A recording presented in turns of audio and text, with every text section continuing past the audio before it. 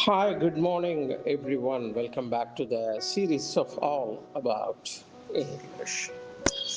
On rock அப்படின்னு ஒரு பிரயோகம் ஒன்று இருக்கு. ஆன் ராக் பாறையின் மேல அப்படின்னு. இது என்ன மீனிங் என்னன்னா, something is in trouble or failing when talking about a marriage or a business or a plan.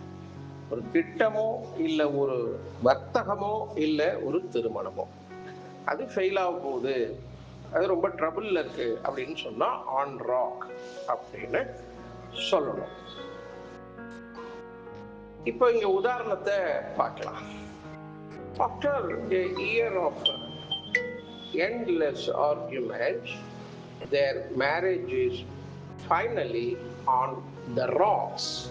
After a year of endless arguments, their marriage is finally on the rocks.